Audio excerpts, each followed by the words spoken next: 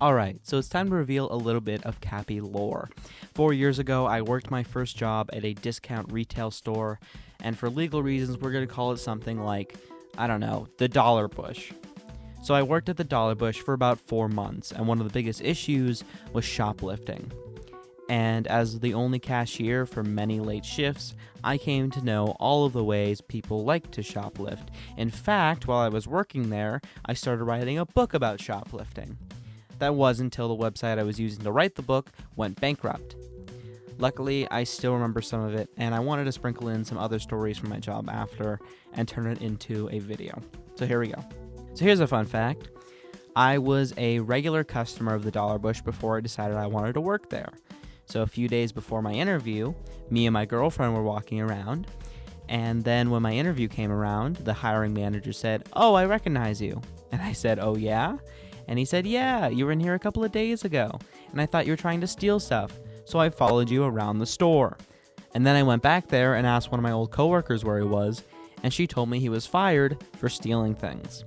Okay, so let's get some information out of the way. Every job I worked at gave me about the same statistics when it came to loss prevention. Around 50% of all stolen items are external, meaning the customers. Around 30% is internal, meaning the employees, like my old manager. And the other 30% is paperwork error and manufacturing error, but that's not important. Let's start with the majority, 50%. Well, that's pretty easy. Most of the time when people are caught stealing, it's because they took it from the shelves and put it into their bag or pocket. Easy, somewhat effective, but kind of boring. I think if you're gonna steal, you gotta do it like a heist. Like this one time I was working another closing shift, and a woman who was very clearly strung out on something placed a bunch of random stuff on my line. So I scanned it all and I told her that'll be $10.54.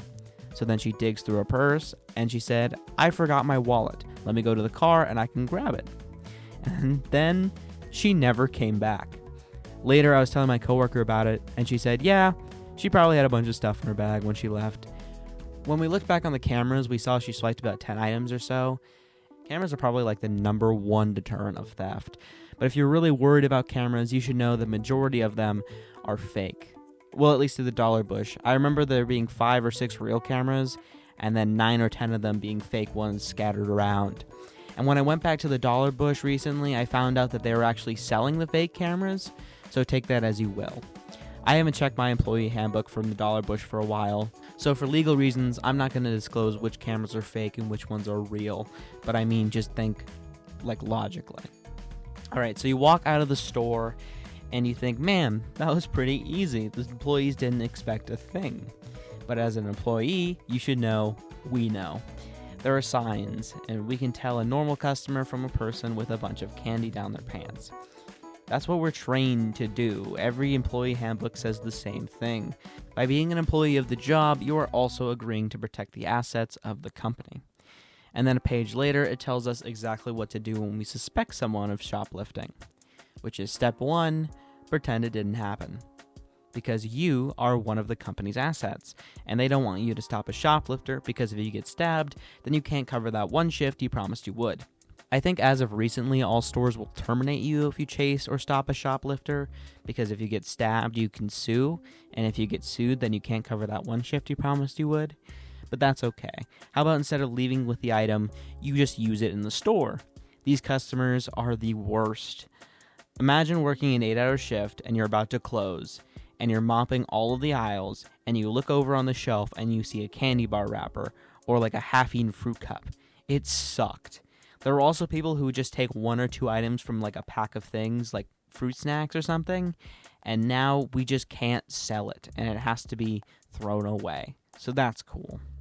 In recent years, I've seen countless people online advocate and promote stealing from large corporations, and as noble as they think that is, it's not the corporations that have to fill out the paperwork every time something gets stolen. It's some underpaid worker who wants to go home to their family, and it's not fun either, and I just keep seeing people try and defend it. So not only is it some employee has to fill out the paperwork, but do you know what happens when people keep stealing shit from the shelves? They just fucking lock up the shelves.